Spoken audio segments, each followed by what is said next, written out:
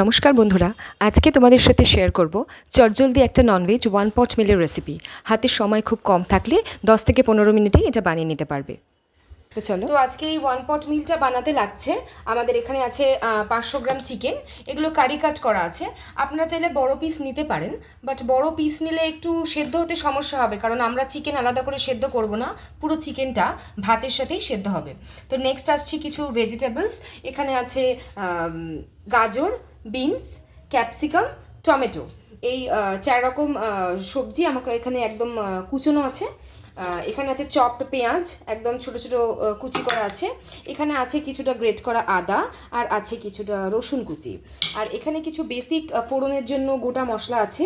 এখানে আছে তেজপাতা, এলাচ, লবঙ্গ, দারচিনি আর গোটা গোলমরিচ। আর যেটা লাগছে সেটা হচ্ছে গোবিন্দভোগ চাল।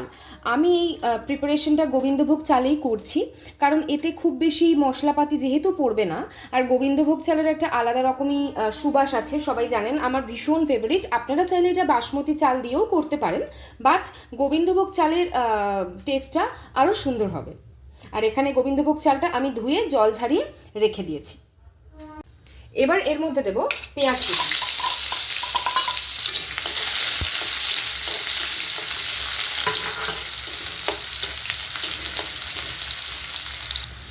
পেঁয়াজটা বেশ কিছুটা ট্রান্সপারেন্ট কালার হয়ে আসলে এর মধ্যে দিয়ে দেব এই যে গ্রেট করে রাখা আদা আর কুচনো রসুন। এটাকেও বেশ কিছুক্ষণ আমরা ভাজবো, বেশ 1 মিনিটের মতো একটু নাড়াচাড়া করে ভাজবো। এবার এগুলো একটু নাড়াচাড়া করে নিয়ে এর মধ্যে দিয়ে রাখবো কারি কাট করে রাখা 500 গ্রাম চিকেন। এটা আমি ধুয়ে পরিষ্কার করে রেখেছি। তো এগুলোকে আমি এর মধ্যে দিয়ে দেবো। চিকেনটা অবশ্যই লেগ পিস হতে হবে, কারণ সলিড পিস নিলে কিন্তু সেদ্ধ হবে না চালের সাথে। এবার এই চিকেনগুলোকে একটু সুন্দর করে এই পেঁয়াজ আদা রসুনের সাথে একটুখানি হালকা ফ্রাই করব তেলের সাথে।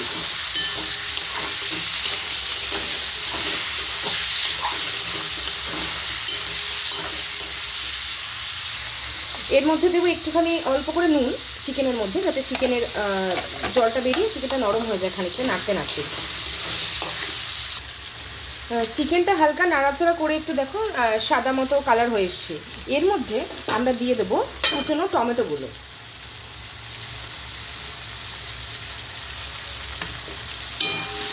টমেটোগুলো দিয়ে আমরা চিকেনটাকে আরও বেশ কিছুক্ষণ 2-3 মিনিটের মতো একটু নাড়াচাড়া করব, টমেটোগুলো যাতে চিকেনের সাথে গলে যায়। তো টমেটোটা মোটামুটি গলে এসেছে। তো এই পর্যায়ে আমরা দিয়ে দেবো এই যে কুচনো গাজর, বিনস আর ক্যাপসিকাম দিয়ে এগুলোকে একটুখানি কিছুক্ষণ নেড়ে চেড়ে ভাজবো।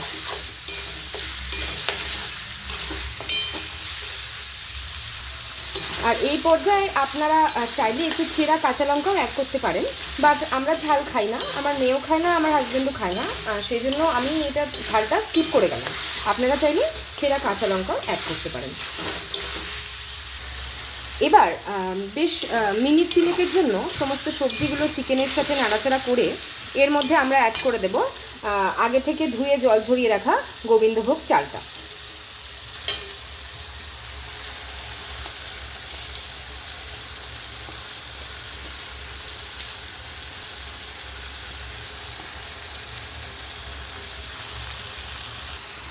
এবার চালটার সঙ্গে সমস্ত প্রিপারেশনটা, মানে সবজি এবং চিকেনটা আমরা ভালো করে মিক্স করে মিনিট 2 জন্য সমস্ত মিশ্রণটাকে ফ্রাই করব।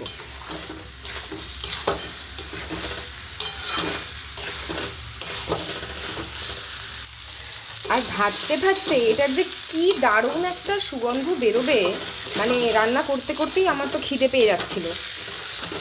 দারুণ একটা সুগন্ধ বেরোবে, ক্যাপসিকাম সঙ্গে গোবিন্দভোগ চাল, এই চালটা ভাজতে গিয়ে সত্যিই দারুণ একটা স্মেল বেরোচ্ছে। এই পর্যায়ে আমি একদম সামান্য একটু গরম মশলা গুঁড়ো অ্যাড করে দিচ্ছি, দিয়ে এই চালটার সাথে মিক্স করে নিচ্ছি। এবার চালটা 2 থেকে 3 মিনিট ভালো করে ভেজে নিয়ে এর মধ্যে অ্যাড করব আমরা জল। এই জলের পরিমাণটা ঠিক চালের পরিমাণের ডাবল হবে। মানে এখানে আমি 3 কাপ চাল নিয়েছি, সেখানে অ্যাড করব 6 কাপ জল। আপনারা যদি 2 কাপ চাল নেন তাহলে 4 কাপ জল, মানে চালের থেকে জলের পরিমাণটা ঠিক দ্বিগুণ হবে। তো এখানে আমি জলটা অ্যাড করে দিচ্ছি, দিয়ে এটাকে ভালো করে মিক্স করব।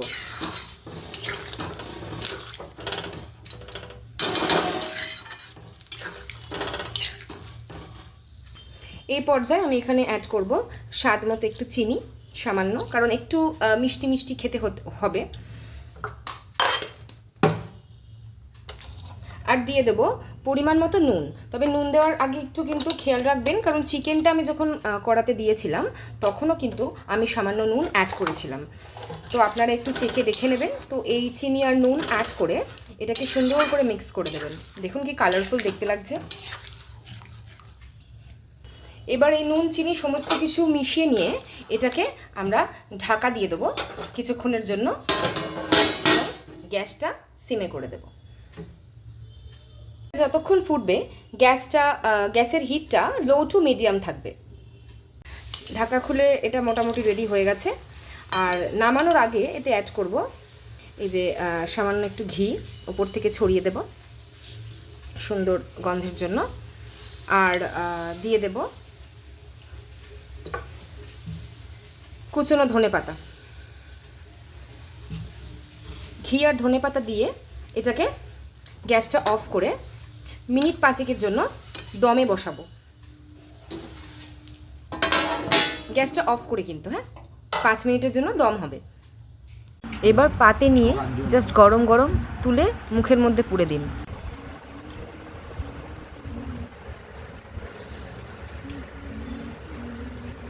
কেমন আছে? ভালো। রেসিপিটা ট্রাই করে জানাতে কিন্তু ভুলো না।